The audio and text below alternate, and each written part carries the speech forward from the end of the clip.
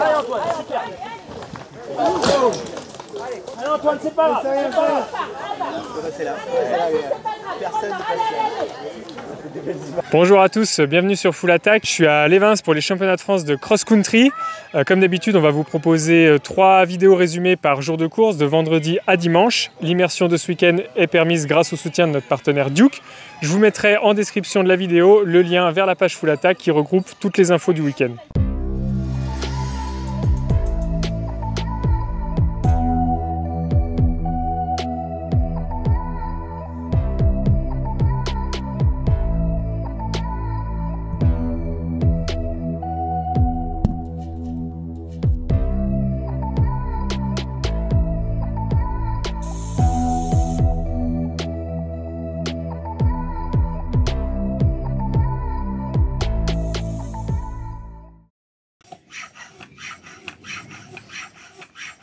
Putain, là, faut que je fasse une photo de ça. Alors là, tu vas nous faire venir la neige. Je vais lui mettre 3 barres comme ça.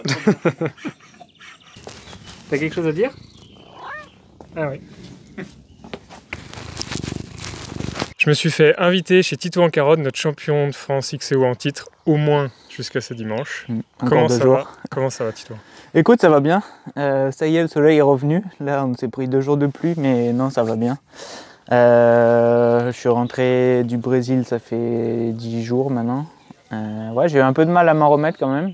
Ouais, alors tu étais bien notamment sur la deuxième manche, sur le cross-country à Aracha, tu as eu une crevaison. Ouais, j'ai eu un souci mécanique, ouais. Tu vas avoir à cœur de te rattraper et puis de défendre ce maillot. Clairement, ouais, non, c'est clair. Et puis ça fait, voilà, il y a plusieurs raisons. Un, c'est, je suis le champion de France en titre, donc j'ai envie de garder mon maillot. 2, ça fait 2 années que j'arrive à le garder, j'aimerais bien le faire une 3e fois. Et puis je suis à la maison, quoi. Le championnat de France, là, le circuit, il est à... Là, je prends le vélo dans 5 minutes, je suis sur le circuit, donc ça, c'est vraiment cool. J'ai en plus beaucoup participé à un peu essayer de trouver des nouveautés sur le circuit et tout, donc ouais, ça me tient vraiment à cœur.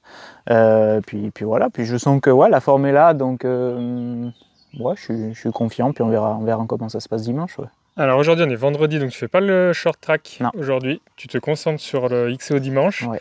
Et donc tu le disais, tu vis vraiment juste à côté du circuit, donc tu es de Lévins par adoption, hein, tu es venu, t'es de Die d'origine. C'est un avantage ou c'est un inconvénient de courir vraiment à domicile? On ne peut pas plus faire à domicile.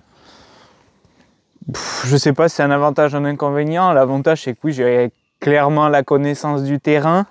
J'ai clairement l'avantage de pouvoir dormir chez moi dans mon lit, d'avoir toutes mes habitudes en fait alors que je suis sur une course. Ça c'est vraiment cool. Après les seuls inconvénients, si on peut appeler ça des inconvénients, c'est qu'il y a peut-être un peu plus de sollicitations et un peu plus de personnes autour de moi sur cet événement-là, mais j'arrive très bien à gérer ça. Non, moi je dirais que c'est plus un avantage. En tout cas, moi je le vis vraiment très bien et c'est un gros plus plutôt qu'un point négatif, ça c'est clair. Donc dimanche matin, toi tu seras en train de manger tes chocs à pic devant Automoto. Exactement. Et l'après-midi, tranquille, tu vas ouais, voilà, puis le soir je rentre chez moi en vélo, il n'y a pas de problème. Donc non, ouais, je mangerai peut-être pas des chocs à pic par contre.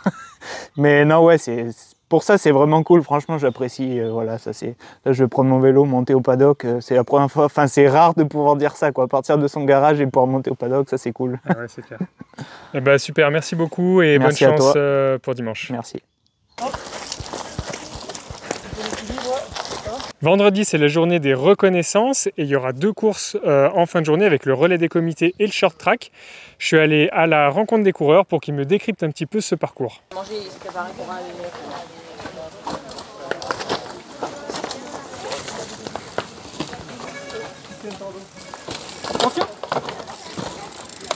Alors là, on a la racine et après il y a le caillou. Du coup, il faut faire gaffe en passant sur la racine à ne pas glisser pour déjà glisser là et après on peut glisser sur le caillou. Il faut faire gaffe aussi à la souche et là bien passer sans se prendre l'arbre ni le rocher ici ou la racine. Ou faire comme là sur cette racine, sur ce caillou là. Après sinon on peut passer aussi à l'extérieur, mais à l'extérieur il faut freiner pour le virage.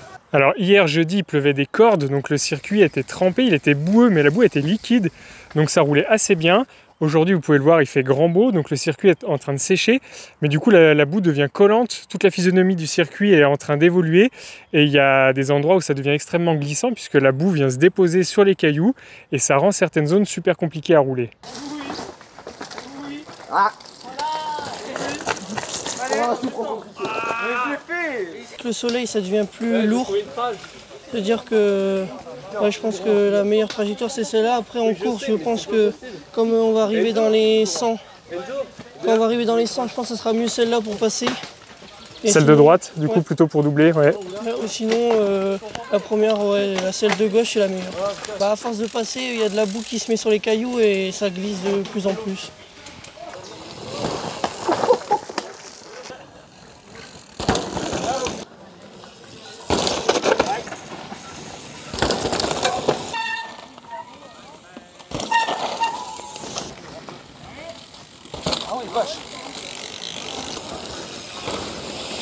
Pour une équipe de la tu patauges un peu là. Rhône-Alpes, omniprésent donc depuis 2021, cette nouvelle formule. T'es bien? Posé. Bon, je suis avec Thomas Griot du team Canyon Collective. On est dans sa chambre d'hôtel. On peut pas faire plus proche des coureurs que ça. Déjà, Thomas, comment ça va? Ah bah ça va bien, merci. Et toi?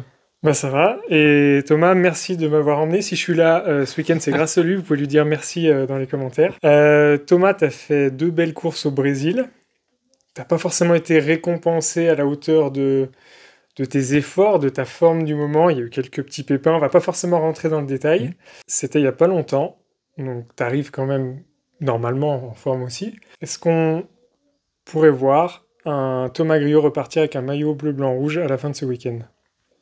Ah, c'est sûr que c'est quelque chose qui me ferait très plaisir. Après, bon, je vais garder entre guillemets les pieds sur terre avant la course. On a une très grosse concurrence en France, des athlètes très en forme, on l'a vu au Brésil. Donc voilà, va falloir bien dérouler le programme ce week-end, les routines, trouver les bons réglages. Et puis c'est sûr, être en grande forme tout le week-end. Donc voilà, comme j'ai dit, de l'envie, de la motivation, et puis après on verra aussi ce que font les autres, ça dépend et de moi et des concurrents, donc on va voir ça. Et je reviens rapidement sur le Brésil, j'aimerais que tu me racontes, il y a une petite anecdote avec une grenouille. Qu'est-ce qui t'est arrivé? Ouais, le premier jour je suis arrivé dans ma chambre au milieu de journée, voilà, j'ai vu qu'il y avait une grenouille. Tout de suite, moi je me dis on est au Brésil, petit pays exotique, je vais pas m'amuser à toucher la grenouille, donc j'appelle à la rescousse Claudia pour m'aider à trouver une solution. Je crois qu'elle était autant paniquée que moi, donc on a dit bon bah, on l'a vu sauter un peu partout, finalement on voyait plus la grenouille, et puis c'est le soir à 11h du soir quand j'étais allongé dans mon lit que j'entends un ch'toum, ch'toum. Et je me dis, bon bah voilà, c'était parti pour 1 heure de fight avec la grenouille pour pouvoir la faire sortir. Du coup, je me suis vraiment énervé pour trouver une solution avec cette grenouille, et du coup, j'ai pas très bien dormi cette nuit-là, mais bon, j'ai mis des casseroles pour la piéger, etc. Et en fait, au bout d'1 heure, il y avait un vigile à côté de la maison qui a vu que j'étais en galère. Du coup, il est arrivé avec un petit balai, et bon, il a eu l'habitude, il a réussi à la faire sortir. Et voilà, ça s'est terminé comme ça, elle est retournée dans les temps, et puis bah, moi, il m'a fallu un petit moment pour me calmer et retrouver le sommeil, mais ça s'est bien fini pour tout le monde. Ouais. Voilà, c'était l'anecdote de la grenouille. Bah écoute, merci Thomas, et puis bonne chance pour ce week-end. Merci, bon week-end.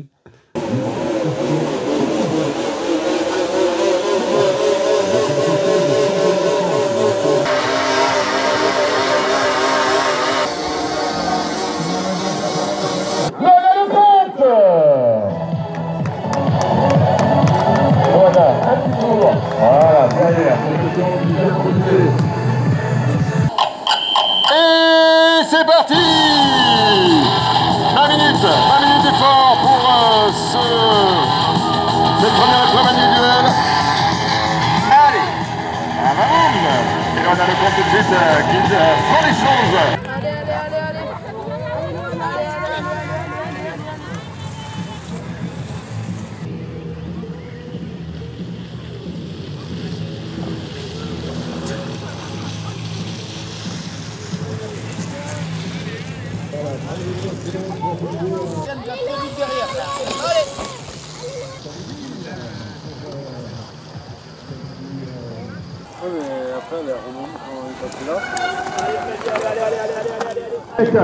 Le premier titre, ici le passage des applaudissements pour le compte. Championne de France de cross-country court. Une nouvelle médaille pour Léna Géraud depuis 2021. Ouais. C'est terminé. Moi, je suis abonné au programme, en maillot. Ah, bon.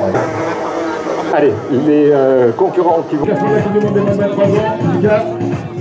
Et maintenant, on peut faire un maximum de bruit maintenant. Et c'est parti avec un maximum de bruit pour l'ensemble de ses concurrents.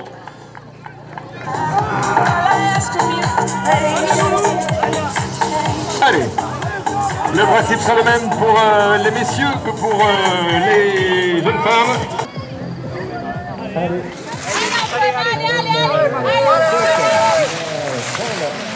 Les choses sont faites.